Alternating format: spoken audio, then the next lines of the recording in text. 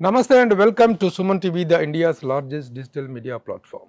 జనవరి 22 భారతదేశమంతా ఒక అనిర్వచనీయమైన భావోద్వేగ స్థితిలో ఉంది.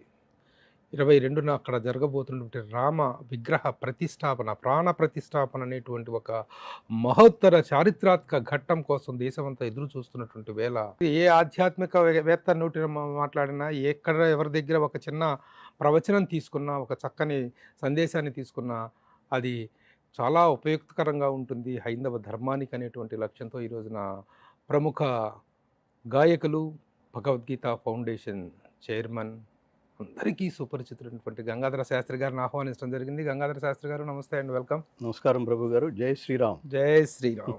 తాకట్టులో ఉన్న బంగారాన్ని విడిపించి ఆ రోజు ఆన్లైన్ రేటుకే మేము కొంటాం. Sharma gold company. చెప్పండి, నేను చెప్పినటువంటి లీడ్లో ఉన్నటువంటి వాతావరణం, ఈ ఉద్విగ్న స్థితి, వీటి గురించి మిమ్మల్ని చెప్పమంటే ఏం చెప్తారు? అందరికీ ప్రభు గారు, భారతదేశంలో పుట్టి దైవభక్తి, దేశభక్తి, కర్తవ్యనిష్ట, నిష్కామకర్మ వీటి మీద ఆసక్తి ఉన్న, ధర్మ మార్గం పట్ల ఆసక్తి ఉన్న, రాముడు అనే పేరుతో పరిచయం ఉన్న ప్రతి వ్యక్తికి ఈరోజు చారిత్రాత్మకమైన రోజు. అందుకని మనం రెండు గుర్తుపెట్టుకుందాం. ఒకటి జై శ్రీరామ్, రెండవది అలాంటి దైవానికి జన్మనిచ్చిన భారత్ మాతాకి జై. అలాంటి శ్రీరాముడికి 500 సంవత్సరాల తర్వాత దీని ఏదో కాంట్రవర్సీ చేసేసి దాని జోలికి కూడా వెళ్లకుండా, ఏది దేవుడి జోలికి కూడా వెళ్లకుండా రకరకాల రాజకీయాలు మబ్బులు అలుముకున్న నేపథ్యంలో వాటన్నిటినీ తీసి, కాదు రాముడు దేవుడు ఎందుకు అయ్యాడంటే, రాముడు ద్వారా ప్రపంచానికి అందింది ధర్మము. రాముడికి నేను ఎప్పుడు చెప్తుంటాను ఒకటి, రాముడికి రావణాసురుడికి తేడా ఏమిటి? ఈ చిన్నవి తెలుసుకోవాలి జనాలు. రావణాసురుడు ధర్మజ్ఞుడు, రాముడు ధర్మాత్ముడు. ధర్మజ్ఞుడు అంటే వాడికి ధర్మం తెలిసిన జానామి ధర్మం నచమే ప్రవృత్తి, జానామి అధర్మం నచమే నివృత్తి. ఆ తర్వాత యుగంలో దుర్యోధనుడు ఇదే మాట అంటుండేవాడు, ధర్మం అంటే ఏమిటో తెలుసురా కానీ ఆచరించే బుద్ధి కాదు. అధర్మం అంటే ఏమిటో కూడా తెలుసురా కర్ణుడితో అంటుండేవాడు, కర్ణుడితో స్నేహితుడితో అంటుండేవాడు. అధర్మం అంటే ఏమిటో తెలుసురా నాకు, కానీ అదే చేయాలనిపిస్తుంటుంది. రావణాసురుడికి ధర్మం తెలియక కాదు, ధర్మం తెలుసు అంతే, ఆచరించడానికి ఫెయిల్ అయ్యాడు. ధర్మజ్ఞత వేరు, ధర్మాత్మత వేరు. అంటే తనే ధర్మంగా నిలబడ్డవాడు. అన్ని లక్షణాలు కలిగి ఉన్న సకల సద్గుణాభిరాముడు శ్రీరాముడు. అలా జై శ్రీరామ్, భారత్ మాతాకి జై. రాముడి కీర్తిని ఎన్నో యుగాలుగా, భవిష్యత్తులో ఎన్నో యుగాలుగా అలా అలా ప్రతిష్ఠించే అత్యద్భుతమైన కార్యక్రమానికి శ్రీకారం చుట్టి సక్సెస్ అయ్యి రామానుగ్రహం పొందిన మహోత్కృష్టమైన వ్యక్తి నరేంద్ర మోడీజీకి జై.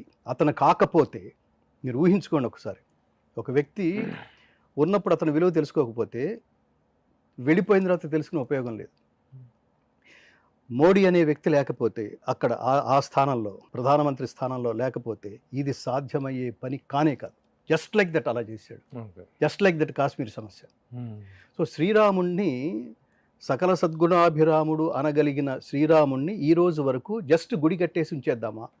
మనసులో గుడి కట్టుకుని ఊరికి అలా దండం పెట్టుకుని ఉంచుదామా? లేదా అతని నుంచి ఏమైనా కొన్ని నేర్చుకోవాల్సినవి ఏమైనా ఉన్నాయా? ఉన్నవి ఈ రోజు నుంచి అయినా తెలుసుకోవడానికి ప్రారంభిద్దామా? ఎందుకు ఇన్ని కోట్ల మంది, ఎంతో మంది గతంలో ఆంగ్లేయులు కానీ, తర్వాతకి ఈ బహమనీ సుల్తాన్లు, ఈ మొఘల్ వంశాలు, ఇవన్నీ మన దేశం అస్తిత్వాన్ని సర్వనాశం చేయడానికి ఎంత ప్రయత్నించినా కూడా రాముడు అలా నిలబడడానికి కారణం ఏమిటి? ఆయన నుంచి మనం నేర్చుకోవాల్సింది, మన పిల్లలకి నేర్పించవలసింది. ఇవన్నీ యాక్చువల్గా ఈరోజు డిస్కసింగ్ పాయింట్స్. అది ఎంత ఎత్తు గుడి కట్టారు, అందులో విశేషాలు ఏమిటి, ఇవి తెలుసుకోండి, ఇవి తెలుసుకోవాల్సినవి. కానీ అంతకంటే మించి అతనికి గుడి కట్టవలసిన అర్హతలు ఏమున్నాయి, ఆ గుడిలోకి వెళ్ళటానికి మనకు కావాల్సిన అర్హతలు ఏమిటి? ఊరికే దండేయటం కాదు, ఊరికే దండం పెట్టేసుకోవటం కాదు. సో దాని గురించి మనం కనుక మాట్లాడితే, ఈ ప్రపంచ సాహిత్యంలోనే తొలి ఆది కావ్యం రామాయణం. ఆది పురుషుడు అన్నాం, ఈ మధ్యన సినిమా కూడా వచ్చింది కదా. శ్రీరాముడు పురుషుడు కాదు, పురుషోత్తముడు, మానవుడు కాదు, దైవం. ఈ రోజు నుంచైనా రామాయణాన్ని మీ పిల్లలకి నేర్పించండి. సంక్షిప్త రామాయణం, చిన్న పుస్తకం. నేను అసలు ప్రారంభమే శ్రీరాముడి మహాప్రసాదం అందిస్తూ ప్రారంభించాలనుకున్నాను. జై శ్రీరామ్. జై శ్రీరామ్. జై శ్రీరామ్. అయితే ప్రామాణిక వ్యక్తిత్వాలు అనేటువంటి విషయాన్ని కనుక మనం తీసుకున్నట్టయితే, రాముణ్ణి అనుసరణీయులు, ఆరాధ్యుడు అంటాం. అలాంటి లక్షణాలు కృష్ణుడికి లో ఉన్నటువంటి లక్షణాలతోటి పోల్చి చెప్పమంటే ఏం చెప్తారు మీరు? తేడా ఏమీ లేదు, ఇద్దరు వ్యక్తిత్వాలు ఒకటే. రామతత్వం, కృష్ణతత్వం. కృష్ణుడు స్వయంగా తను పరమాత్ముడు అని ప్రకటించుకున్నాడు. అహమాత్మా గుడాకేశ సర్వభూతాశయ స్థిత అహం ఆదిత్య మధ్యంచ సర్వభూతానాం అంత ఏవచ. అంటే ఆ సర్వ ప్రాణుల్లో ఉన్న ఆత్మను నేనే, వాటి ఆది మధ్యాంతాలు నేనే, సృష్టికి బీజం నేనే, ఇష్టమైతే మేకప్ అంట, లేకపోతే ప్యాకప్ అంట అని అన్నవాడు భలే కబుర్లు చెప్తున్నాడని మనలాంటి వాళ్ళు అనుకుంటారు కదా, ఎవడు కూడా ప్రకటించేసుకుంటున్నాడు దేవుడని. అది మనకు సందేహ నివృత్తి చేయడం కోసమే విశ్వరూప సందర్శన యోగం పేరుతో అదంతా ఏమిటో తను చూపించాడు. తను ఏదైతే చెప్తాడో అది దాన్ని ఆచరిస్తాడు. ఆచరించింది మాత్రమే మాట్లాడే, ఏది మాట్లాడుతున్నావో అది ఆచరించు అని తను ఆచరించి చెప్పిన గురువు, జగద్గురువు. అది కృష్ణావతార పరమార్థం. మనకి ఇంగ్లీష్లో చాలా గొప్ప సామెత ఉంది, నువ్వు జడ్జిమెంట్ జోలికి వెళ్తే నువ్వు అసలు విషయాన్ని గ్రహించలేవు. ఎప్పుడు వాడిని అలా సినిమాకి వెళ్ళాము, రివ్యూ పని మీదే వెళితే సినిమాని ఎంజాయ్ చేయలేము. నువ్వు జడ్జిమెంట్ అందుకనే నువ్వు ప్రేమించాలనుకుంటే ప్రేమించంతే. జడ్జిమెంట్ ఉన్న చోట ప్రేమ ఉండదు, ప్రేమ ఉన్న చోట జడ్జిమెంట్కి తావులేదు. అది శ్రీకృష్ణ తత్వం. ఒక్కటే మాటలో చెప్పాలంటే నమే ద్వేష్యోస్తి న ప్రియ. నాకు ఒకటి పట్ల ద్వేషం, ఒకటి పట్ల ప్రియత్వం ఉండదు. ఎవడు ధర్మ మార్గంలో నడుస్తాడో వాడికి నేను దగ్గరగా ఉంటాను, నాకు వాడు దగ్గరగా ఉంటాడు, చాలు కదా. అది కృష్ణతత్వం. రామతత్వం ఏమిటంటే తను రామో విగ్రహవాన్ ధర్మ. రాముడు ధర్మాత్ముడు అని అన్నది ఎవరో తెలుసా? మామూలుగా రాముడు చుట్టూతా ఉన్న ఫ్యాన్స్ కాదు, ఆ ప్రభు పరిపాలన ఉన్న ప్రజలు కాదు. రాముడిని తన శత్రువుగా భావించి రాముడు చేసే ప్రతి కార్యాన్ని నాశనం చేయడానికి సంకల్పించిన రాక్షసులలో ఒకడు మారీచుడు. మారీచుడు అనే రాక్షసుడు రావణాసుడికి ఒక సందర్భంలో తలంటి పోస్తూ, నువ్వు అసలు ఆయన పట్టుకుంటే నాశనం అయిపోతావు, మసి అయిపోతావు, అది ధర్మాత్ముడు, ఆ మార్గం వేరు, అందులోకి వెళ్ళి నువ్వు చాలా తప్పు చేసావు, సీతను తీసుకురావడం ఏమిటి, పరస్త్రీ మీద కన్నేయటం ఏమిటి అని రాక్షసుడు. నేను ఇబ్బంది పెట్టాలనుకుని నేను సర్వనాశనం అయిపోయే స్థితికి వచ్చాను, అందుకని అలాంటి వాడు జోలికి వెళ్ళకు అంటే రావణాసురుడు మారీచుడిని నానా ఇబ్బంది పెట్టి, మన రిలేషన్ ఇదేనా, నేను రాజుని, నేను చెప్పింది చేయాల్సిందే అంటే రావణుడి బాధ భరించలేక ఇతను ఆ బంగారు జింక అవతారం ఎత్తి చివరికి చాలా ఒక కీలకమైన ఘట్టం. సో అట్లా రాముడి జీవితాన్ని, రాముడి కుటుంబాన్ని ధ్వంసం చేయాలని అని అనుకున్న మారీచుడు సైతం, అది పాయింట్, మారీచుడు సైతం రాముణ్ణి రామో విగ్రహవాన్ ధర్మ, రాముడు ధర్మమూర్తి, రాముడు నిలువెత్తు ధర్మ విగ్రహం అన్నాడంటే ఇంతకంటే కాంప్లిమెంట్ ఏమైనా ఉంటుందా? మనం ఇంజనీర్గా చూస్తుంటాం, ఒక హీరోని ఇంకొక హీరో ఫ్యాన్స్ మెచ్చుకోరు. చూడండి ఎలా ఉంటాం చూడండి, మళ్ళీ వాళ్ళందరూ ఒకటి. సో అలా ఇక్కడ రాక్షసుడైన వాడు శ్రీరాముడికి ఇచ్చిన గొప్ప కితాబు అది. అలాగే రామాయణం, ప్రతివాడు రాముడి గురించి తెలుసుకోవాల్సిందే. ఎందుకంటున్నానంటే నువ్వు దేశభక్తుడు అయితే అసలు ఈ దేశం అస్తిత్వం ఏమిటో తెలుసుకో. Knowing your self is a greatest education. నీ గురించి తెలుసుకో, ఎందుకు పుట్టావో తెలుసుకో, నీ తల్లిదండ్రుల గొప్పతనం తెలుసుకో, నీ దేశం గొప్పతనం తెలుసుకో, ఈ దేశానికి ఆ గొప్పతనం ఎలా ఎందుకు ఆపాదించబడిందో తెలుసుకో. అంతే కదా. మీ వంశంలో 7 తరాలు చూసుకుని, 7 తరాలు చూసుకున్నా ప్రభు లాంటి గొప్ప జర్నలిస్టు లేడు. ప్రభు ఫ్రెండ్సే కాదు, డైరెక్ట్గా స్టేజ్ మీద దాసనారాయణరావు గారు మాట్లాడడం నేను విన్నా. ఈ కాంప్లిమెంట్ మీ ఫ్యామిలీస్ అన్ని వింటున్నప్పుడు ఏమనుకుంటాయి? మా వంశానికి, మా ఇంటి పేరుకి ఒక గొప్ప పేరు తెచ్చిపెట్టినవాడు ప్రభు. ప్రతివాడిది బాధ్యత ఇది. సో అట్లా సూర్యవంశానికి చాలా గొప్ప పేరు తెచ్చిపెట్టినవాడు శ్రీరాముడు. దానికి అసలు గురువుల శుశ్రూష, అన్నాతమ్ముల అనురాగం, ఇతరుల పట్ల ఏమంటారు, ఒకటి పట్ల ద్వేషం, ఒకటి పట్ల ప్రియత్వం లేకపోవడం, అందరినీ సమానంగా చూడడం, ధర్మాన్ని అనుసరించడం. ఎంతటి కష్టమైనా, జీవితంలో ఎంతటి కష్టమైనా స్థితప్రజ్ఞత్వం ఉండటం. కైకేయి నువ్వు గెటౌట్ అంది, భరతుడికి రాజ్యపాలన, నేను మీ నాన్న అడిగాను, భరతుడికి రాజ్యపాలన, నువ్వు అడవులకు 14 ఏళ్ళు అడవులకు వెళ్ళిపోవటం ఇదని అంటే, నేను ఒకసారి సారీ అమ్మా, ఐఎమ్ వెరీ సారీ, నేను ఒకసారి నాన్న కన్ఫర్మ్ చేసుకొస్తాను అనలేదు. అతని మొహంలో రామాయణం చెప్తుంది, ఆయన శ్రీరామచంద్రుడి ముఖంలో ఇంత ఈషన్ మాత్రమైన కదలికలు లేవు, నిశ్చలంగా ఉన్నాడు. దీని పేరు స్థితప్రజ్ఞత్వం. దాన్ని వివరించాడు తర్వాత యుగంలో శ్రీకృష్ణ పరమాత్మ. భగవద్గీతలో చెప్పినటువంటి ఈ పర్టికులర్ శ్లోకం అనేటువంటిది ఆ రోజున రాముడు ఆచరణ ద్వారా అది అప్పటి ఆ రియాక్షన్ కి గొప్పగా అన్వయం. మీరు అడిగిన ప్రశ్నలో మన స్థూలంగా ఏకవాక్యంలో చెప్పాలంటే రాముడు ధర్మాన్ని ఆచరించి చెప్పాడు, శ్రీకృష్ణుడు ధర్మాన్ని బోధించాడు గురువై. ఇతను శిష్యుడిగా, ఎవరు శిష్యుడు అంటే అర్జునుడు శిష్యుడుగా, అర్జునుడు అనే శిష్యుడిని అడ్డ పెట్టుకుని ప్రపంచానికి చెప్పాడు. అదే దుఃఖం అర్జునుడి స్థానంలో ఉన్నట్టుగా ఇతను పొందిన దుఃఖాన్ని నివృత్తి చేస్తూ వశిష్ఠ మహాముని ఆయనకి బోధ చేస్తే వశిష్ఠ మహాముని శ్రీరాముడికి బోధించిన గీత లాంటిదే యోగ వాసిష్యం. అక్కడ అర్జునుడికి బోధించిన గీత భగవద్గీత, శ్రీకృష్ణుడు బోధించిన గీత భగవద్గీత. ఇద్దరూ బాధపడ్డారు. ఈ ప్రపంచం ఏమిటి, అసమానతలు ఏమిటి. 16 ఏళ్ల వయస్సులో శ్రీరాముడు జీవితం ఇలా ఉంటుంది అని వశిష్ఠుడు 26,000 శ్లోకాలతో అతనికి యోగ వాసిష్టం పేరుతో, నేను ఎప్పుడు చెప్తుంటాను, మామూలుగా మనం ఏడిస్తే మన ఏడుపుకి 2 కారణాలు, ఒకటి మనకు లేదని, రెండోది పక్కనాడికి ఎక్కువ ఉందని. కానీ మహాత్ములు విలపిస్తే వాళ్ళు ధర్మం కోసం విలపిస్తారు, ధర్మం కోసం బాధపడతారు. అందుకని అది యోగమైంది. అందుకని అర్జున విషాద యోగం, అర్జునుడి ఏడుపు కూడా ఒక యోగమైంది. ఇక్కడ ఈ మహాత్ముడు కూడా, శ్రీరామచంద్రుడు కూడా ఆయన విషాదం వల్ల మనం తపస్సు చేయకుండానే అక్కడ శ్రీరాముడు ఏడ్చాడు, మన పంట పండింది. మన ఒళ్ళో యోగ వాసిష్టం అనే ఉత్తమ జీవన విధాన గ్రంథం ఉంది. ఇక్కడ అర్జునుడు ఏడ్చాడు, మన పంట పండింది. మన ఒళ్ళో శ్రీకృష్ణ పరమాత్మ అర్జునుని నిమిత్తంగా చేసుకుని మానవాళికి బోధించిన కర్తవ్య బోధ అయిన భగవద్గీత మన ఒళ్ళో ఉంది. ఏడ్చింది వాళ్ళు, మన పంట పండింది. అలాగే సుఖమహర్షి భాగవతం ఉపదేశించాడు, పరీక్షిత్ మహారాజు విలపించాడు మృత్యువు దగ్గర పడుతోందని, ఆయనకి బోధించింది భాగవతం. చూడండి, వాళ్ళ ఏడుపులు లోకం పంట పండింది. రామాయణం ఎందుకు చదువుకోవాలి, భారతం ఎందుకు చదవాలి, భగవద్గీత ఎందుకు చదవాలి అంటే, నేను చాలా వేదికల మీద ఫ్రీక్వెంట్గా చెప్తున్నా, ఈ జనరేషన్ పిల్లలు ప్రభు చిన్న సమస్య వస్తే వీళ్ళకి ఏమిటంటే ఈ సెంటిమెంటల్ కమ్యూనికేషన్స్, సెంటిమెంటల్ రిలేషన్స్ లేవు, లేదు, లేకపోవటం వల్ల ప్రతి చిన్న విషయానికి ఆత్మహత్యలు చేసుకోవటం, ప్రతి చిన్న విషయాలకి అసలు సూసైడ్ టెండెన్సీ రావడం. లవ్లో ఫెయిల్ అయ్యాడు, సూసైడ్. ఆర్థికంగా నష్టపోయాడు, సూసైడ్. అనుకున్నది జరగలేదు, సూసైడ్. ర్యాంక్ రాలేదు, పిల్లలు సూసైడ్. వీళ్ళందరికీ చిన్నప్పటి నుంచే రామాయణం ఏమిటో చెప్తే మహారాజు చక్రవర్తి అయ్యండి. ఇప్పుడు మనం అనుకుంటున్న భారతదేశం కాదు, అది అవిభక్త భారతదేశం. అది ఇంకా అసలు అంటే ప్రపంచానికి అయోధ్య కేంద్రం అలా ఉండేది. ప్రపంచంలో అత్యధిక ప్రాంతానికి దాని విస్తీర్ణం అంతా, దానికి అయోధ్య. అలాంటి దానికి తెల్లవారితే పట్టాభిషేకం అనుకునే స్థాయిలో ఉన్నవాడికి ఎంత ఇగో ఉండాలి, ఎంత అహంకారం రావచ్చు, ఎంత గర్వం రావచ్చు. అలాంటి వాడిని అసలు గెట్అవుట్ అంటే, అలాగే అమ్మా అన్నాడు ఆయన. నాన్న కన్ఫర్మ్ చేసుకుంటావా అంటే, నో నువ్వు చెప్తే ఒకటి, నాన్న చెప్తే ఒకటి కాదు, మీరు నాకు అంతే దైవాలు అన్నాడు, వెళ్ళిపోతున్నాడు. పిన్నతల్లి కూడా కొంచెం సొంత తల్లి కాదు. అప్పుడు ఆ సమయంలో నేను 14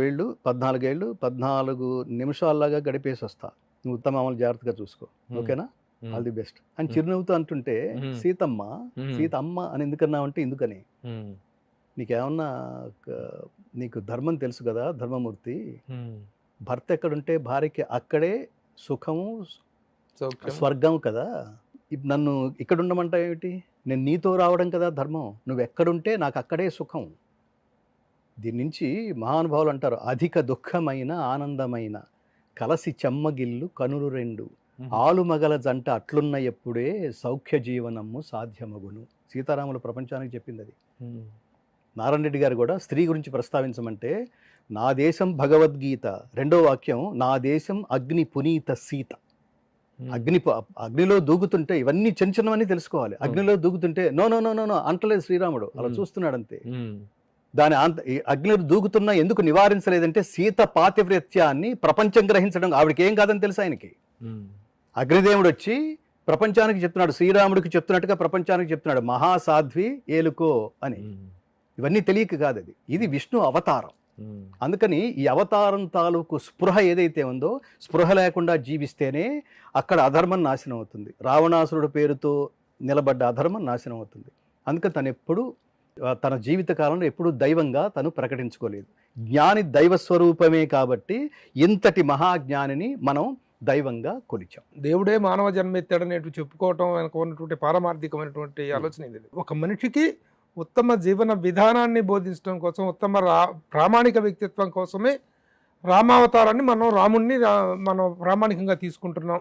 ఖచ్చితంగా మానవ జీవిత సంస్కారాలని అడుగడుగున ప్రతి క్యారెక్టర్తో, రామాయణంలో కనిపించే ప్రతి పాత్రతోనూ జీవితం అంటే ఇది, భక్తుడంటే ఇలా ఉండాలి, బంట్ అంటే ఇలా ఉండాలి, స్నేహితుడంటే ఇలా ఉండాలి, భర్త అంటే ఇలా ఉండాలి, సోదరులంటే ఇలా ఉండాలి. ఇప్పుడు ఔరంగజేబు ఆ సీట్లో కూర్చోవడానికి తమ్ముళ్ళని చంపేశాడు, సోదరులను చంపేశాడు, తండ్రిని చంపేశాడు. ఒకసారి పోల్చి చూసుకోండి.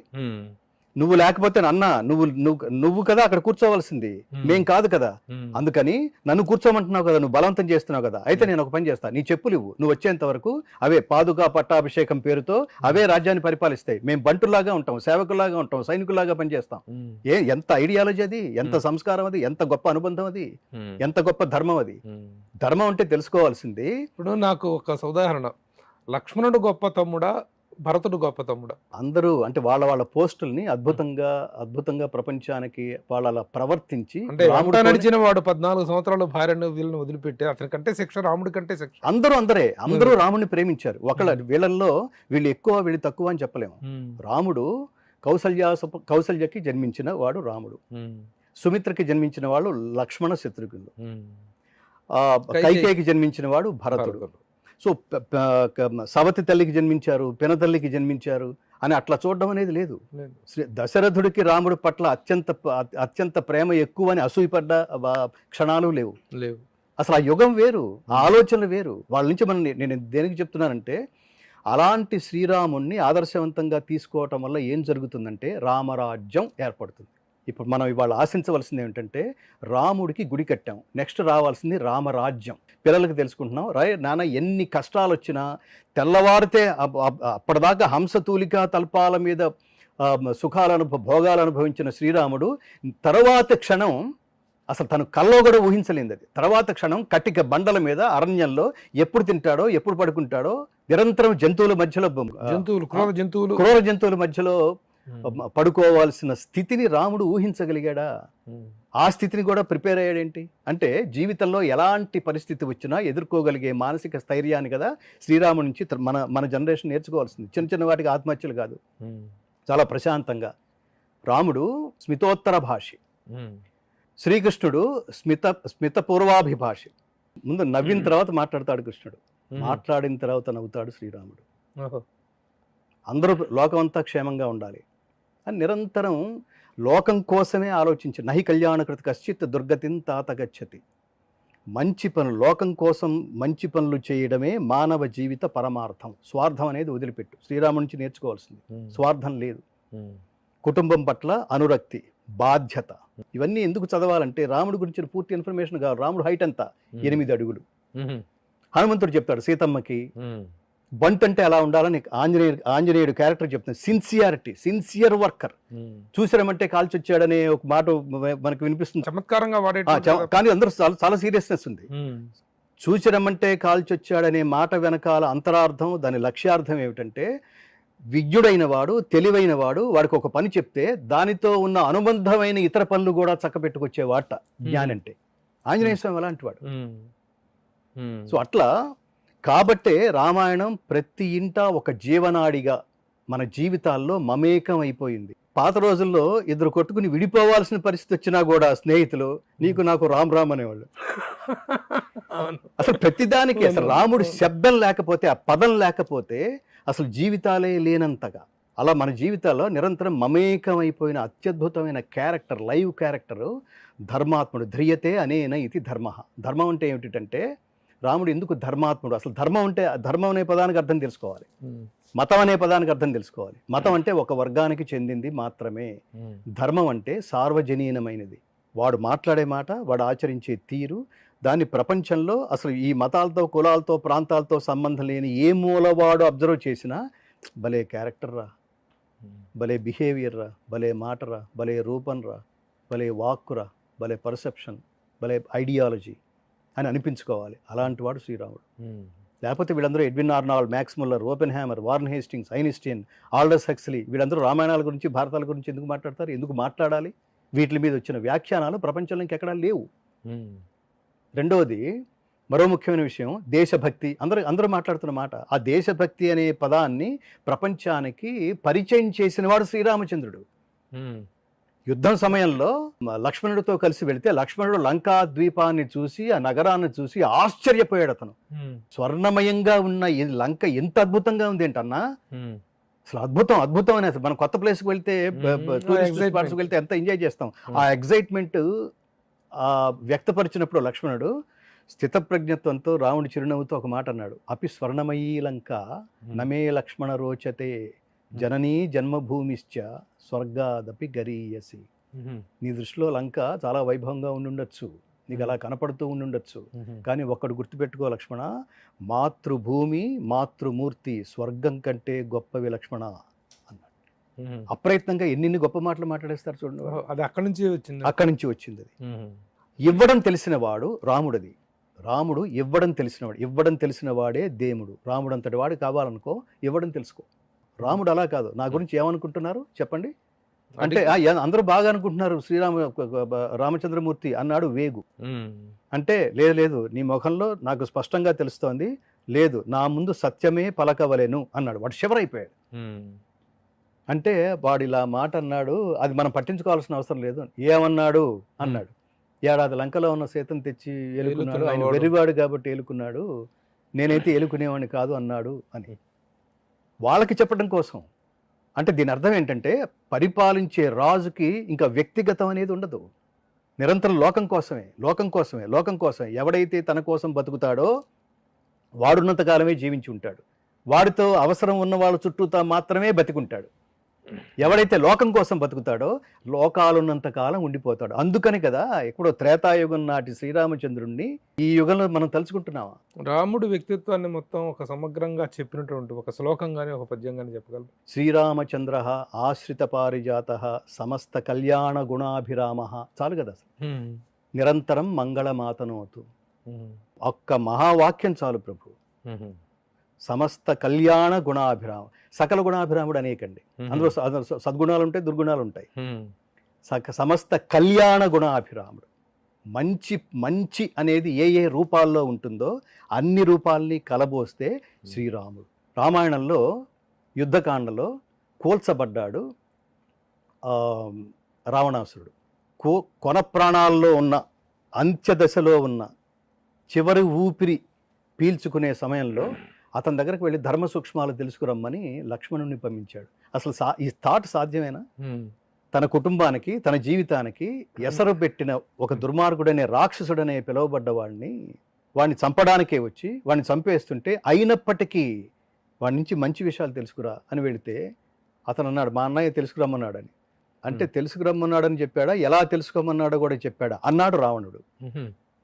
ఆ సమయానికి లక్ష్మణుడికి కనిపించింది, మళ్ళీ పరిగెత్తుకుంటూ రాముడి దగ్గరికి వెళ్ళి, వాడికి ఇంకా అహం చావలేదన్నయ్య అన్నాడు.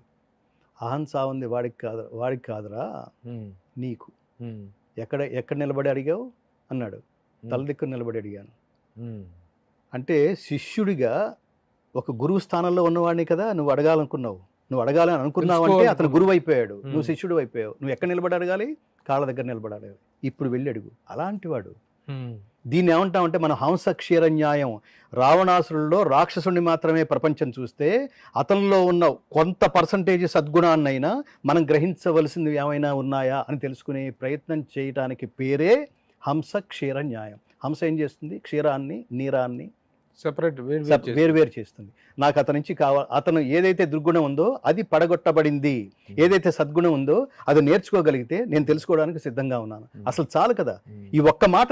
ఇది తెలుసుకుంటే ఇంకా పార్టీ లేవు, కులాలు లేవు, మతాలు లేవు, జ్ఞానం చుట్టూతానే పరిగెడతాం. వాడు కులంతో, మతంతో, దీంతో మనకు సంబంధం లేదు. ఈ దేశం చాలా గొప్పది.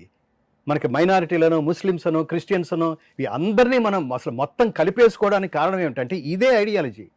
నమే ద్వేష్యోస్తి నా ప్రియ. మనకి ప్రియత్వం జ్ఞానాన్ని బట్టి తప్ప వాడి కులాన్ని బట్టో మతానికి బట్టో కాదు కదా. మనం ఎంత గౌరవించాం డాక్టర్ ఏపీజే అబ్దుల్ కలాం. వీళ్ళ మతాన్ని చూసామా? దాన్ని వాడుకోవడం కోసం చూసావా? మైనారిటీ వాళ్ళు అక్కడ కూర్చోబెట్టామా? కాదు, అది మహాజ్ఞాని. ఇప్పుడు ఈ దేశంలో 500 సంవత్సరాల క్రితం కొలగొట్టేసి తర్వాత 500 సంవత్సరాల నిరీక్షణ తరువాత రకరకాల పరిణామాల నేపథ్యంలో ఈ రోజున ఒక కళ సాకారం అవబోతున్నటువంటిది పరిస్థితి. అయితే ఎన్నెన్నో మత విద్వేషాలు, మత సంబంధమైనటువంటి సంఘర్షణలు, క్లాషెస్, న్యాయ పోరాటాలు ఇంత జరిగిన తర్వాత వస్తున్నటువంటి ఈ సమయంలో కూడాను ఒక సామరస్యపూరిత వాతావరణం అనేటువంటిది నెలకొనిబడింది అనేటువంటి నమ్మకం మీకు కుదిరిందా? ఖచ్చితంగా ఖచ్చితంగా ఎందుకంటే ఎంతో దీనికి ఇచ్చేసినటువంటి అన్సారీ అవతల పక్షాన వాదించినటువంటి ఈ రామ జన్మభూమి విషయంలో వాదించినటువంటి మైనారిటీకి చెందినటువంటి న్యాయవాది అన్సారీ కూడాను చాలా ఇది ఒక గొప్ప చారిత్రక ఘట్టం, అది అయిపోయిన ఘట్టం అని చెప్పడం అనేటువంటిది చాలా ఆహ్లాదంగా, చాలా ఆహ్లాదం. ఈ దేశంలోకి వచ్చి కొన్ని వందల సంవత్సరాలు పరిపాలించేశారు. ఇది పరిపాలంటే ఇదంటావా? అందరినీ సమానంగా కన్నబిడ్డలాగా చూడటం కదా. ఛత్రపతి శివాజీ 300 ఏళ్ల క్రితం ఛత్రపతి శివాజీ, ఇవాళకి ఆయన జన్మదినం దేనికి చేసుకుంటున్నారు? చాలా మందికి తెలియని విషయం, ఛత్రపతి శివాజీలో సైన్యం 60% ముస్లింసే. ఆరాధించాడు అతను, అభిమానించాడు అతను. ఎవడైతే నా కన్న తల్లిని, నా దేశాన్ని, నా సంస్కృతిని, ఇప్పుడు మీ నాన్న, నేను ఎప్పుడు అదే ఉదాహరణ చెప్తుంటా, మీ నాన్నగారిని అంటే మీరు ఊరుకుంటారా ప్రభు గారు? మీ అమ్మనంటే మీరు ఊరుకుంటారా? మరి నా రామయ్య తండ్రిని అంటే నేను ఎందుకు ఊరుకోవాలి? ఎందుకు ఊరుకుంటున్నాను? రాజకీయాలు తీసేయండి, నాకు వీళ్ళ ఓట్లు కూడా కావాలంటే మరి 80% వాళ్ళ ఓట్లు మీకు అక్కర్లేదా? వీళ్ళు ఏమైపోయినా పర్లేదా? ఈ నిర్ణయం ఎందుకు మోడీ మగాడు అని అంటున్నావంటే అసలు మీ పర్సంటేజ్తో నాకు సంబంధం లేదు. మీరు ఓట్లు వైపోయినా పర్లేదు, నేను నా దేశపు అస్తిత్వాన్ని కాపాడుకుంటున్నాను. నేను అదే చెప్పదలుచుకుంది. బాటమ్ లైన్ ఆఫ్ రామాలయం నిర్మాణం ఏమిటంటే మన దేశపు అస్తిత్వాన్ని, మన దేశపు ధర్మాన్ని తర్వాత తరాల వాళ్ళకి చాటి చెప్పడానికి అతను చేసిన గొప్ప ప్రయత్నం, గొప్ప నిర్ణయం. అది ఎవరు కాదనలేనిది. అది జస్ట్ గుడి అంటే మీరు మతంగా చూడకండి, దీని ధర్మము. దాని ద్వారా అక్కడికి వస్తున్నారు. అక్కడికి వచ్చిన వాళ్ళు ఏం చేస్తారు? రాముడు దండం పెట్టుకుంటారు, ఇంకేం చేస్తారు? ఆ చుట్టూ గోడల మీద అంతా రాస్తున్నారు. ఇప్పుడు రామాయణంలో ముఖ్య ఘట్టాలు. ఇప్పుడు మిమ్మల్ని ఆహ్వానిస్తారు, డెఫినెట్గా ప్రభువుకున్న ఇమేజ్కి మీకు ఇన్విటేషన్ ఇస్తారు, మిమ్మల్ని ఆహ్వానిస్తారు, మీ మనవరాలను తీసుకెళ్తారు. మీరు ఇదేంటి నాన్న, ఈయనెవరు, తోకుంది ఏమిటి అంటే హనుమంతుడు అని చెప్తారు. హనుమంతుడు అంటే ఏమిటి అని అడుగుతుంది. హనుమంతుడి చరిత్ర అంతా అక్కడ కనిపిస్తోంది.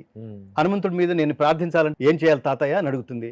చూడన్నా, ఎత్ర ఎత్ర రఘునాథ కీర్తనం తత్ర తత్ర కృతమస్తకాంజలిం మీరు చదువుతూ ఆ పిల్లకి నేర్పిస్తారు. ఇది కదా సంస్కృతి. మిగతావన్నీ మీరు నేర్పించక్కర్లా, స్కూల్లో నేర్పిస్తున్నాయి. ఎంత డబ్బు సంపాదించాలో దాని వెనకాల మీకు మన మానవ జీవన ప్రవృత్తి ఎలా కొనసాగించటం వల్ల, నైతికంగా ఎలా కొనసాగించడం వల్ల తరాలు తరాలు తరాలు మిమ్మల్ని గుర్తుపెట్టుకుంటాయో ఆ బోధ చేస్తున్నారు వీళ్ళందరూ. ఆ పట్టాభిషేకం సమయంలో విభీషణుని అడిగాడు, నీకేం కావాలి భీషణ అని. విభీషణుడు ఏమన్నాడు తెలుసా? నాకు ఆ రాజ్యం కావాలి, ఈ రాజ్యం కావాలి. ఇప్పుడు మా అన్నయ్య వెళ్ళిపోయాడు కదా, ఆ రాజ్యం అంతా నాకు అడగకపోయినా ఇచ్చేశాడు. ఇప్పుడు దానికి నిన్నే రాజుని చేస్తానన్నాడు, చేశాడు. తర్వాత సంగతి నీకేం కావాలని అడిగితే విభీషణుడు మనం జాతి నేర్చుకోవాల్సిన గొప్ప పాఠంలాగా గొప్ప మాట అన్నాడు. జీవితంలో ఎంతటి విపత్తు వచ్చినా, ఎంతటి కష్టం వచ్చినా చలించకుండా ధర్మ మార్గంలోనే ప్రవర్తించే శక్తిని నాకు ఇవ్వు పరమాత్మ అన్నాడు. నీకేం కావాలి అన్నాడు. నీ కాళ్ళ దగ్గర కూర్చుని ఇంకా నాకేం కావాలి, ఆల్రెడీ నీ కాళ్ళ దగ్గర కూర్చున్నాను కదా అన్నాడు ఆంజనేయ స్వామి. నా ప్లేస్ ఇదే అని. అప్పుడు శ్రీరామచంద్రుడి దయతో నా నామస్మరణ జరుగుతున్నంత కాలం నువ్వు చిరంజీవిగా భూలోకంలోనే వసింతువుగాక అన్నాడు. ప్రాణ ప్రతిష్ఠ జరుగుతున్నటువంటి రామ విగ్రహం తర్వాత ఈ ఈ ఆధ్యాత్మిక ప్రవాహం అనేటువంటిది, ఆధ్యాత్మికపరమైన ఆలోచన ఉధృతి అనేటువంటిది, ఈ రామతత్వం అనేటువంటిది ఏ స్థాయిలో ఆవిష్కరించబడుతుందని మీరు అనుకుంటున్నారు? విపరీత చాలా హోప్ ఉందండి ప్రతి హిందువుకి. నేనేంటంటే హిందూ అంటే ఒక సపరేట్గా ఒక వర్గం అని మేము భావించట్లేదు. భారతదేశంలో పుట్టిన వాళ్ళందరూ హిందువులే. దురదృష్టశాత్తు మీ తల్లి గొప్పదనం గురించి, మీ తండ్రి గొప్పదనం గురించి తెలుసుకోలేకపోవటం వల్ల మీరు కన్వర్ట్ అయ్యారు. దీని గురించి తెలుసుకోవడం ప్రారంభిస్తే అసలు కన్వర్షన్ అనే ఆలోచనే ఉండదు. కన్వర్షన్ అన్నది, మతం మార్పిడి అన్నది మానసిక దుర్బలత్వం. క్షుద్రం హృదయ దౌర్బల్యం త్యక్త్వా ఉత్తిష్ట పరంతప. త్యక్త్వా వదిలిపెట్టు, లే, ఫైట్ అన్నాడు. ఏం వదిలిపెట్టమన్నాడంటే మానసిక దుర్బలత్వం. నీ గురించి నువ్వు తెలుసుకోకపోవటమే మానసిక దుర్బలత్వం. My father is my hero. అలాంటి వాడు శ్రీరామచంద్రుడు. కాబట్టి భవిష్యత్తులో నాకు చాలా గొప్ప హోప్ ఉంది.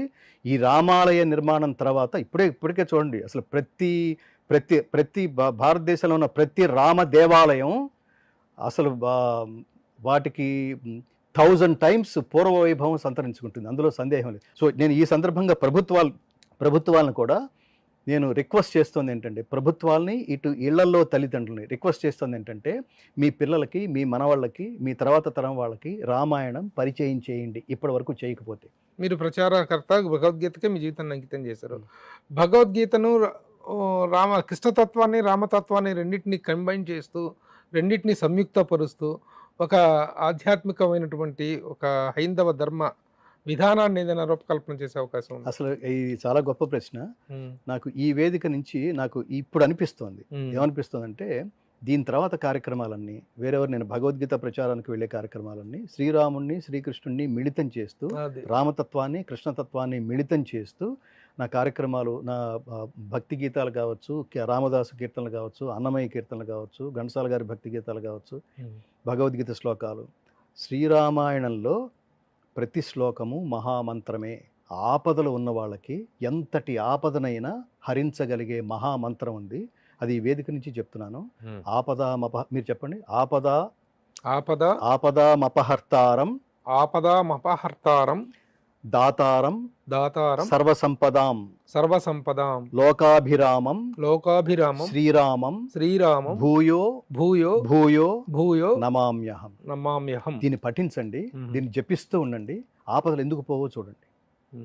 అలాగే సర్వకార్య సిద్ధి మంత్రం, ఈ ముఖ్యంగా సుందరకాండలో సర్వకార్య సిద్ధి మంత్రంగా, అలాగే పోయిన వస్తువు దొరకటానికి కూడా ఒక అత్యద్భుతమైన మంత్రం ఉంది. తదున్నసం పాండురదంతమవ్రణం శుచిస్మితం పద్మపలాశలోచనం ద్రక్ష్యే తదార్యావదనం కదాన్వహం ప్రసన్న తారాధిపతుల్య దర్శనం. ఈ మంత్రం చదివితే చాలు. ఇది సుందరకాండలో అత్యద్భుతమైన శ్లోకం. చాలామంది ఇవాళకి చాలా తెలిసిన వాళ్ళు కూడా రాముడు వేరు, శివుడు వేరు, విష్ణువు వేరు, శివుడు వేరు అని మాట్లాడేవాళ్ళు ఉంటారు. రాముడు ప్రతిష్ఠించిన శివలింగం, శైవము ఇది రెండు వేరువేరుగా ఉన్నాయి. వైష్ణవము శైవము అనే అదేదో రెండు వర్గాల్లాగా వీళ్ళ మధ్య పోరాటం లాగా, ఒకడెక్కువ ఒకడు తక్కువ లాగా, వీడిని శివుణ్ణి ఆరాధిస్తే అసలు మేము వాళ్ళ ఇంట్లోకి కాళ్ళు గడుక్కు రావాలి అనేవాళ్ళు, అసలు శివుడు ఫ్యామిలీని మొత్తం బాయ్కాట్ చేసేవాళ్ళు. ఇప్పుడు శివుడి దగ్గరికి వెళ్ళొస్తున్నావా, లేకపోతే వినాయకుడి దగ్గరికి వెళ్ళొస్తున్నావా, కుమారస్వామి దగ్గరికి వెళ్ళొస్తున్నావా, అలా వెళ్ళొస్తే మాత్రం రావడానికి వీలు. పర్యటనలోకి వెళ్ళినప్పుడు ఒక ఆయన ఇంట్లో ఫలానా స్వామీజీ మన ఇంటికి వస్తున్నారండి అంటే, తప్పకుండా రండి, మా మహద్భాగ్యం అని. మీ ఇంట్లో శివుడి ఫోటోలు ఏమైనా ఉన్నాయా అని అడిగేట రెండో మాట. ఉన్నాయని. మరి ఆయన వచ్చే లోపల మరి అవి తీసేయాలి. ఎవరు వస్తుంటే ఆయన వస్తుంటే అవి తీసేయాలి, ఆయన మందిరంలోకి రారు అని అంటే ఇతను షాక్ అయ్యి, అయితే మీరు వద్దులేయండి అన్నట్టు. ఇతను చాలా సీరియస్గా. ఎందుకని అన్న, లేదు అసలు వీళ్ళిద్దరూ ఒకటే అనే జ్ఞానం తెలుసుకునేంత వరకు అసలు ఆయన మా ఇంట్లో అడుగు పెట్టడానికి కూడా అర్హత లేదులేండి అన్నట్టు ఈయన. ఎందుకంటే విష్ణు సహస్రనామంలో సర్వశర్వ శివస్థాణు అనే మంత్రం లేకుండా, శివశబ్దం లేకుండా విష్ణు సహస్రనామం పూర్తి కాదు. అలాగే భగవద్గీతలో రుద్రాణం శంకరశ్చాస్మి విత్తేశో యక్షరక్షస, రుద్రశబ్దం లేకుండా, శివశబ్దం లేకుండా భగవద్గీత పూర్తి కాదు. శివలింగాన్ని ప్రతిష్ఠించకుండా శ్రీరాముడి జీవితం పరిపూర్ణం కాలేదు. రామేశ్వరం అదే కదా, రామేశ్వరం అదే కదా. అసలు ఎలా వీళ్ళందరూ ముడిపడిపోయి ఉంటే, అనుశాసన పర్వంలో చెప్తాడు. అనుశాసన పర్వంలో ఇంకా చాలా గొప్ప, అసలు ఇది చాలా రైట్ పాయింట్, ఇది రైట్ టైం. ఇది అనుశాసన పర్వంలో పాండవ సమేతంగా శ్రీకృష్ణుడు కూడా అక్కడ ఉన్నప్పుడు పాండవాగ్రజుడైన ధర్మరాజు అంపశయ మీద ఉన్న ద్రోణాచార్యుడిని ఒక ప్రశ్న అడిగాడు. శివుడి వైభవం తెలుసుకోవాలని నీ నోటి మీద శివుడి వైభవం తెలుసుకోవాలనుంది మహాత్మా అంటే, అంపశయ మీద ఉన్న భీష్మాచార్యుడు కృష్ణుడి వైపుకి చూసి నవ్వుతూ, గతంలో అనేక పర్యాయాలు శివుడి గురించి ఘోర తపస్సు చేసి అనేక వరాలు పొంది ఉన్న శ్రీకృష్ణ పరమాత్మ నీ పక్కన ఉండగా నన్ను అడుగుతావా? ఇప్పుడు ఆయన నోటి ద్వారా శివ వైభవాన్ని నేను కూడా వినాలనుకుంటున్నాను, చెప్పు పరమాత్మ అని అంటుంటే చాలా ఎమోషనల్గా ఉంది అని భీష్మాచార్యుడు అంటే. అప్పుడు ఈ పాండవులకి శివుడి వైభవాన్ని ఉపదేశిస్తూ శివ సహస్రనామాల్ని ఆ వేదిక నుంచి ప్రపంచానికి చెప్పాడు శ్రీకృష్ణ పరమాత్మ. ఇప్పుడు ఇద్దరు ఒకటే కదా. అసలు నువ్వెలా, ఇప్పుడు పుట్టిన వాడి నువ్వెలా డిసైడ్ చేస్తావు వాడు వేరు వీడు వేరని? ఈ మాత్రం తెలుసుకోలేని వాళ్ళు అసలు ఎలా జ్ఞానులు అవుతారు? దేవుళ్ళని నువ్వెలా డిసెక్ట్ చేస్తావు? శైవము వైష్ణవము రెండు కలిపినటువంటిదే భారతీయ సంస్కృతి, భారతీయ హైందవ ఖచ్చితంగా ఎక్కడైనా ధర్మం. అందుకనే మీరు అందరి దగ్గరికే వెళ్ళండి, ఎక్కడో పవర్ ఉంది, అది మీకు సంక్రమిస్తుంది. వీళ్ళందరూ మీరు ముక్కోడి దేవతలు అన్నారు. ముక్కోడి దేవతలు మీరు ఏ దేవత పట్టుకున్నా, నదీనాం సాగరోగతి, ఏ నదులన్నీ కలిసి సముద్రంలోకి వెళ్ళినట్టు నువ్వు ఏ దేవతనైనా పట్టుకో, కొన్ని జన్మల తర్వాత నీ సాధన వల్ల నువ్వు తిరిగి చేరేది సముద్రంలోనికి. కేశవం ప్రతిగచ్చతి, ఆ పరమాత్మ దగ్గరికే పోతావు. హరే రామ హరే కృష్ణ, రామ రామ కృష్ణ కృష్ణ అనేటువంటి ఒక హరే రామ రామ రామ హరే హరే, హరే కృష్ణ కృష్ణ కృష్ణ హరే హరే.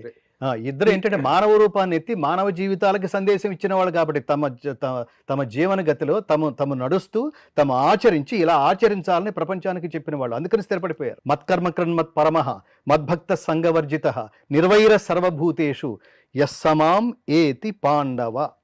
ఈ స్వామీజీల దగ్గరికి వెళ్ళేవాళ్ళు, గురువుల దగ్గరికి వెళ్ళేవాళ్ళు, పాపం వాళ్ళు అమాయకులైన వాళ్ళని వీళ్ళు డైరెక్ట్ చేయాల్సింది ఏమిటంటే ఏ పని చేయటం ద్వారా పరమాత్మ అనుగ్రహం పొందుతావు అంతే తప్ప నా మార్గంలో అడ్డబొట్టు పెట్టేసి లేదా వచ్చిన వాడికి నిలువు బొట్టు పెట్టేసి ఇదేంటిది అంటే ఏదో నీకు అప్పుడు క్రైస్తవానికి నీకు తేడా లేకుండా అయిపోయింది కదా. అదేమిటది నువ్వేరు నేను వేరు కాదు, మనం అందరము ఒక్కటే, మనందరికీ ఒక్కడే, ఇది చెప్పాలి. సరే, చివరిగా ఒక పెద్ద సందేహం అది దాన్ని మీరే నివృత్తి చేయగలరు అనేటువంటిది. ఇప్పుడు హైందవ ధర్మము సనాతన ధర్మం అన్నిటికీ కూడా మూలం వేదం అంటారు. వేదం వందే జగద్గురు అంటారు. వేదం అంటే వేదం అపౌరుషేయం, అంటే పురుషులు అంటే మానవుడు రాసింది కాదు, అది సాక్షాత్తు పరమాత్ముని ముఖపద్మం నుండి వెలువడిన మహోత్కృష్టమైన దివ్యవాణి. ఈ సందర్భంగా నేను దానికి చిన్న డిస్క్రిప్షన్ ఇస్తాను. భగవద్గీతకి భాష్యం రాసే ముందు శంకరాచార్య అప్పటికే అతి ప్రాచీనమైన ఒక శ్లోకాన్ని ఉటంకిస్తూ భగవద్గీతకి భాష్యం రాయడం ప్రారంభిస్తారు. భగవద్గీతకి భాష్యం రాసిన తొలి భాష్యకారుడు జగద్గురు ఆదిశంకరాచార్య. ఆ స్థానాన్ని మరెవరూ భర్తీ చేయలేరు. అంత వాంగ్మయాన్ని ప్రపంచానికి అందించిన వాడు. ఆ తర్వాత ఎవరు అందించలేదు. భగవద్గీతకి ప్రామాణికమైన భాష్యం కూడా శంకర భాష్యమే. ఎన్నో భాష్యాల్ని రెఫర్ చేసి 150 మంది టెక్నీషియన్స్, స్కాలర్స్ ఇన్ని పుస్తకాలు రెఫరెన్స్ తీసుకుని భాష్యం రాసుకుని తాత్పర్యం రాసుకుని ప్రపంచానికి అందించడంలో మన ప్రాజెక్ట్ అలా చేసాం. భగవద్గీత అలా చేసాం. ఎలా ప్రారంభించారంటే నారాయణ అపరః అవ్యక్తాత్ అండం అవ్యక్త సంభవం అండస్యాంతస్త్విమే లోకాః సప్తద్వీపాచ మేదిని. దీని పాయింట్స్గా చూస్తే శ్రీమన్నారాయణుడు మొదటివాడు, అవ్యక్తానికి అతీతుడు. ఈ సృష్టికి మొదలెవరు? నారాయణుడు. ఆయన అవ్యక్తానికి అతీతుడు. అవ్యక్తం అంటే ఇప్పుడు మనం ఇప్పుడు ఏదైతే ఉద్భవించిందో దీనికంటే ముందువాడు. అప్పటికి లోకాలే లేవు, ఆ ముందువాడు. ఈ అవ్యక్తం నుంచే బ్రహ్మాండం ఉద్భవించింది. ఈ బ్రహ్మాండంలో 14 లోకాలు ఉన్నాయి. ఈ 14 లోకాల్లో ఈ సప్తద్వీపాలతో కూడిన భూలోకం, ఈ భూమి ఒకటి. ఇందులో 84 లక్షల రకాల జీవరాశులు ఉన్నాయి. ఈ జీవరాశులన్నిట్లోనూ బాగా తెలివిగలవాడు, జ్ఞానం ఉందనుకున్నవాడు, అతి తెలివిగలవాడు మానవుడు. వీడిని సక్రమార్గంలో నడిపించడం కోసం పరమాత్మ అందించినవి వేదాలు. అంటే లైఫ్స్ టెక్స్ట్ అనమాట, లైఫ్స్ డిక్షనరీ. జీవితం అంటే, నాగరికత అంటే మనం కోరికలు తీర్చుకోవటం కాదు, కోరికలను అదుపులో పెట్టుకోవటం. ఏది పడితే అది తీర్చేసుకుంటే సమాజం అస్తవ్యస్తం అయిపోతుంది. అందుకని ఏం చేయాలో ఏం చేయకూడదో మనకి చెప్పినవి వేదాలు. థ్యాంక్ యూ గంగాధర్ గారు, చాలా గొప్ప విషయాలు చెప్పారు. అలాగే ఇలాంటి సందర్భాలు ఏర్పడిన అప్పుడల్లా మిమ్మల్ని మా స్టూడియోకి సుమన్ టీవీకి ఆహ్వానించి సందేహ నివృత్తి చేసుకోవటం ఒకటి, అలాగే తెలియని చాలా విషయాలను మేము తెలుసుకునేటువంటి అవకాశం మరలా మాకు కల్పిస్తారని ఆశిస్తూ థ్యాంక్ యూ వెరీ మచ్. చాలా కృతజ్ఞతలు. జై శ్రీరామ్. జై శ్రీరామ్.